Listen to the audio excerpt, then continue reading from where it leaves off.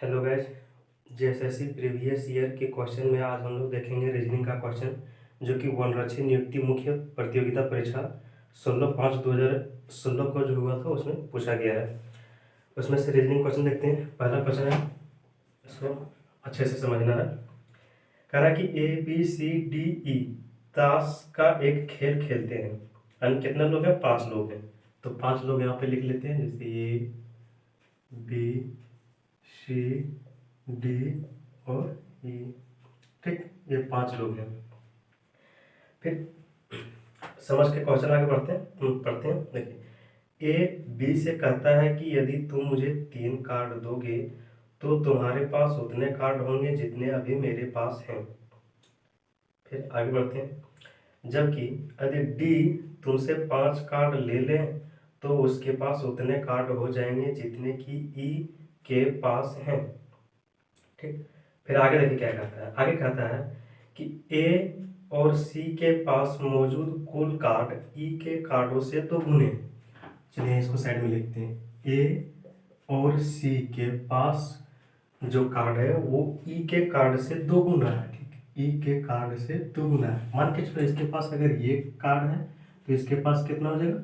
2 card, यानी कि इसका 2 गुना, यानी कि इसको अगर हम लोग यहाँ 2 से मल्टीप्लाई कर दें तो इसके बराबर हो जाएगा। ठीक, समझा गया ना?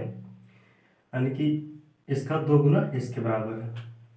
यहाँ तक समझ में आ गया। फिर आगे कहता है कि उतना ही कार्ड और डी के पास कुल और सी के पास भी है और सी के पास कुल कार्ड है।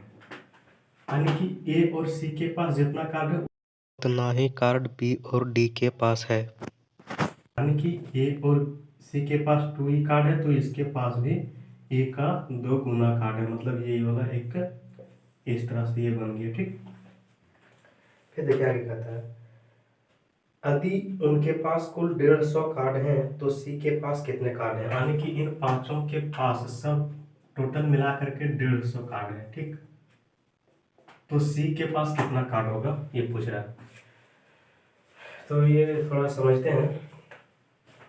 इसमें से किसी का मान के चलो एक्स ले लेते हैं। जैसे चलिए इसको हम लोग ले लेते हैं। डी के पास मान के चलो एक्स कार्ड है। कितना?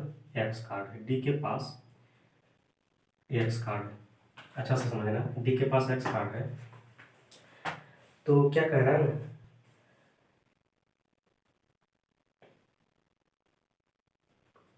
यहाँ आगे ए लाइन में कहता है, जबकि यदि डी तुमसे 5 कार्ड ले ले तो उसके पास उतने कार्ड हो जाएंगे जितने कि ई के पास। मान के चलो ई बी से कहता है अगर ये 5 कार्ड ले लेगा तो तुम्हारे पास उतने कार्ड हो जाएंगे जितने कि ई के पास। तो मान डी के पास माना कि हम लोग एक्स कार्ड है, इससे 5 कार्ड ले लिया तो कितना हो गया? X plus 5 card. अब ये जो हो गया 5 कार्ड लेने के बाद वो जो है सो ई के बराबर हो जाएगा। ठीक, तो आने की ई के पास कितना कार्ड है? X plus 5 card. ठीक, समझिए। कहता है बी के पास कितना कार्ड हमें मालूम है, लेकिन इससे अगर 5 कार्ड ये ले लेता है तो वो ई के कार्ड के बराबर हो जाएगा। तो यहाँ पे ये हो गया, यानी कि इतना कार्ड हो गया बी के पास, ई के पास। ठीक, अब एक चीज ये दे रखा है कि बी और सी नहीं है, बी और डी है। ठीक, बी और डी के पास मिला करके 2E कार्ड है। ठीक, बी के पास कितना कार्ड है मालूम है, डी के पास कितना कार्ड है मालूम है, एक्स कार्ड है। एक्स कार्ड माने है ना, तो एक्स कार्ड है। उसी तरह से यहाँ पे 2E, ई के पास कितना कार्ड है देखें, एक्स प्लस 5। तो बी के पास कितना कार्ड हो जाएगा, यानी 2x प्लस 10। बी के पास हम लोग जान गए कि ये हो जाएगा तो x प्लस 10 कार्ड। बी के पास कितना कार्ड हो जाएगा? x plus 10 card. इसके अनुसार से जिस क्वेश्चन में करा ना उसके अनुसार से बी के पास हो जाएगा x प्लस 10 कार्ड। ठीक, उसके बाद देखिए क्या कहता है। ये बी से कहता है कि यदि तुम मुझे 3 कार्ड दोगे ये बी से कहता है कि यदि तुम मुझे 3 कार्ड दोगे, इसको अगर 3 कार्ड दे दिया तो इसके पास कितना बचा, x+7 कार्ड बचा। दोगे तो तुम्हारे पास उतने कार्ड होंगे जितने अभी मेरे पास हैं। अगर ये 3 कार्ड दे देता है तो बोलता है कि तुम्हारे पास उतने कार्ड होंगे जितना अभी मेरे पास है। इसके पास इतना है और ये दोनों बराबर हो गए। इस 3 कार्ड दे देने के बाद बोल रहा है कि तुम्हारे पास जितने कार्ड होंगे, तुम्हारे पास इसके पास इतना कार्ड होगा तो उतना ही कार्ड मेरे पास भी होगा। तो ये हो गया। ठीक, ये 3 कार्ड इससे लेने के बाद अब तब हम लोग कह सकते हैं कि x का मतलब ये के पास पहले x+4 कार्ड होगा, तभी तो इससे 3 कार्ड लिया तो मान के चलिए x+7 हो गया जो कि इसके बराबर हो गया। ठीक, ये 3 कार्ड इधर दिया तो 3 कार्ड यहाँ घटेगा तो x+7 हो गया, और 3 कार्ड इधर से लेगा तो x+7, यानी कि हम लोग जान गए कि x+4 इसके कार्ड पहले था इसके पास। तो हम लोग जान गए कि a के पास इतना कार्ड है, b के पास इतना कार्ड है, d के पास इतना कार्ड है और e के पास इतना कार्ड। अब c के पास कितना कार्ड होगा देखते हैं। c के पास हम लोग यहाँ एक चीज देखें कि ये प्लस c जो है सो 2e के बराबर है। 2e भी हम लोग यहाँ निकालें, 2e बराबर मतलब 2x+10, 2x+10 है। e बराबर है x+5 तो 2e क्या हो जाएगा, 2x+10 हो जाएगा। तो ये हो जाएगा 2x+10। ठीक, ये का देखिए हम लोग यहाँ निकाल लिए कि ये के पास x+4 कार्ड है, c का नहीं मालूम, और इधर है 2x+10। ठीक, तो अब यहाँ क्या है ना कि c बराबर हो जाएगा क्या, इधर ही x है तो यहाँ पे x चला जाएगा और यहाँ पे 10 और इधर से 4 घट जाएगा तो 6, यानी कि c के पास हो गया x+4 कार्ड। ठीक, ये x+6 कार्ड। ठीक, अब हम लोग सब जान गए इसके पास इतना कार्ड है, इसके पास इतना कार्ड है। अब ये भी हम लोग यहाँ पे क्वेश्चन में दिया है कि इन सब पांचों के बाद जो पास जो है सो 150 कार्ड है।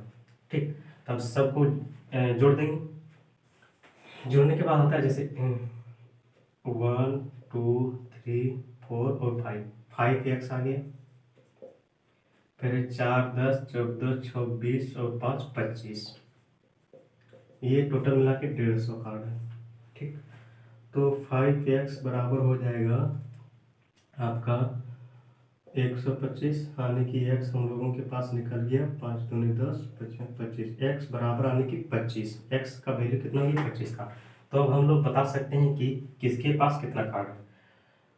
ये के पास कितना हो जाएगा 29 कार्ड हो जाएगा, 25 और 4 29। बी के पास कितना हो जाएगा 25 10 35 कार्ड हो जाएगा। सी के पास कितना हो जाएगा 31 कार्ड हो जाएगा, और डी के पास जो है सो 25 कार्ड हो जाएगा, और ई के पास कितना हो जाएगा 30 कार्ड। अब यहाँ क्वेश्चन में जो है सो इसका ऑप्शन में दिया है 28। ठीक, जो कि गलत है। ये 28 जो है सो अगर किसी भी तरीका से अगर बनाइएगा ना, किसी भी तरीका से बनाने की कोशिश कीजिएगा तो 28 आएगा ही नहीं, 28 जो है सो नहीं आएगा, 31 आता है। किसी भी तरीके से सी का मान जो है सो 31 ही आएगा। अगर आप लोग से 28 अगर आ जाता है, अगर बनाते हैं तो अपना फेसबुक में एक बना के दिखाएंगे। देखिए अगला क्वेश्चन में क्या कह रहा है, कहता है एक डिनर पार्टी में हर 2 मेहमान ने आपस में एक कटोरी चावल, हर 2 मेहमान जो सो एक कटोरी चावल। ठीक, एक कटोरी चावल। फिर हर 3 मेहमान जो है सो हर 3 मेहमान एक कटोरी दाल, एक कटोरी दाल। फिर हर 4 मेहमान जो है सो एक कटोरी मांस खाता है। और यहाँ पे क्वेश्चन में कह रहा है कि टोटल डिश जो है सो कुल डिश जो है सो 65 डिश को टोटल यानी कुल डिश की संख्या कितनी है 65। ठीक, अब देखिए यहाँ पे 2 मेहमान है, यहाँ पे 3 मेहमान है, यहाँ पे 4 मेहमान, इन सब का एलसीएम लेंगे। एलसीएम लेंगे 2 3 और 4 का, निकल जाएगा 12। कितना निकल गया 12, 12 का ग्रुप बन गया। यानी कि 2, 3 और 4 का अगर ये सब का कॉमन निकालेंगे तो 12। तो हम लोग कह सकते हैं कि 12 और मान के चलो x इसमें जोड़ेंगे तो 12x मेहमान हो जाएगा। कितना 12x मेहमान, 12x मेहमान हो जाएगा। टोटल मान के चलो 12x मेहमान हो गया। अब कह रहा है कि 2 लोग मिलकर के एक कटोरी खाता है, फिर 3 लोग मिलकर के एक कटोरी खाता है दाल खाता है, 4 लोग मिलकर के एक कटोरी मांस खाता है। यहाँ पे 12x है तो कितना कटोरी चावल खाएगा? 2 का ग्रुप है तो यहाँ पे 12, यानी कि 12/2x जो है चावल खाएगा, इतना डिश चावल खाएगा। और 3 मेहमान वाला ग्रुप वाला जो है 12x + 3 इतना जो है दाल खाएगा, इतना डिश दाल खाएगा। और ये 4 वाला ग्रुप वाला जो 12x + 4 इतना डिश जो है मांस खाएगा। अब ये टोटल डिश को मिला देंगे तब जाकर के हो जाएगा 65 डिश, जो कि यहाँ पे दे रखा है। टोटल डिश कितना है 65। अब यहाँ पे देखेंगे क्या हो जाएगा 6x हो जाएगा +4x + 3x × 65, यानी कि ये हो जाएगा 65। x = हम लोगों का निकल गया 5। ठीक, 5 निकल गया। तो अब यहाँ पे कह रहा है कि पार्टी में कुल कितने मेहमान आए थे? पार्टी में कुल कितने मेहमान आए थे? पार्टी में कुल मेहमान आए थे 12x। अब यहाँ x का वैल्यू हम लोग का निकल गया 5, यानी कि 12 × 5 = 60 मेहमान आए थे। ठीक, आंसर। इसी तरह से एक अगला प्रश्न है कि 60 बच्चों की एक कक्षा में वार्षिक खेलों में भाग लेने वाले लड़के और लड़कियों की संख्या 3:2 है। टोटल बच्चा कितना है? कुल बच्चा 60। ठीक, इसमें कह रहा है वार्षिक खेलों में भाग लेने वाले, वार्षिक खेलों में भाग लेने वाले लड़के और लड़कियां का ये अनुपात है। लड़के और लड़कियों का अनुपात जो है 3:2 है। ठीक, कह रहा है खेलों में भाग ना लेने वाले लड़कियों की संख्या, खेल में भाग ना लेने वाले लड़कियों की संख्या, खेल में भाग ना लेने वाले लड़कियों की संख्या जो है और भाग ना लेने वाले लड़कों की संख्या। ठीक, खेल में भाग ना लेने वाले लड़कों की संख्या। अब देखिए यहाँ क्या कह रहा है, भाग ना लेने वाले लड़कों की संख्या से 5 अधिक, यानी कि मान के चलो ये x है, भाग ना लेने वाले लड़कों की संख्या अगर ये x है तो ये भाग ना लेने वाले लड़कियों की संख्या इससे 5 अधिक, यानी x + 5। ठीक, इतना समझ में आ गया। अब देखिए आगे क्या कह रहा है, अधिक खेलों में भाग लेने वाले लड़कों की संख्या 15 है। खेल में भाग लेने वाले लड़कों की संख्या 15, तो भाग लेने वाला लड़का का अनुपात यहाँ 3 दिया होता है, यानी कि 3x जो है 15 के बराबर हो जाएगा। तो ये x मेरा निकल गया 5, यानी कि हम लोग जान गए कि यहाँ पे 15 लड़का जो है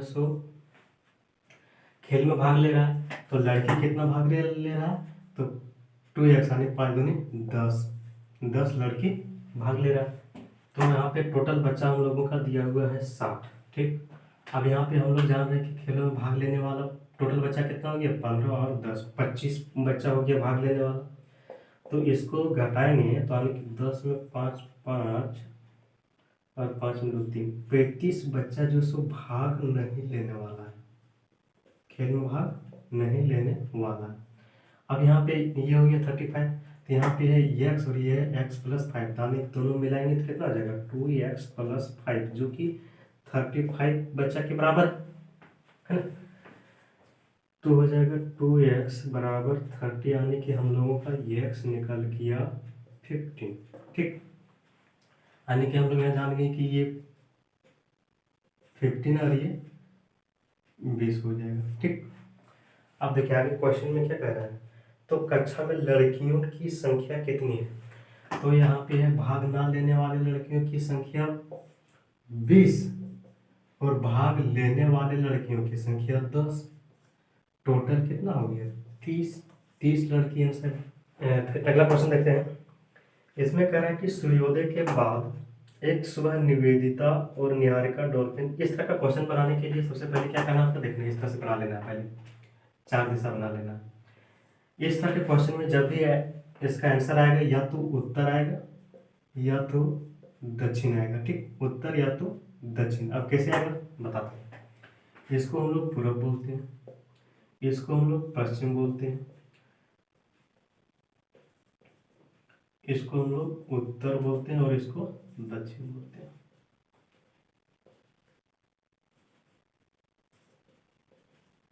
ठीक, यहाँ तक समझ।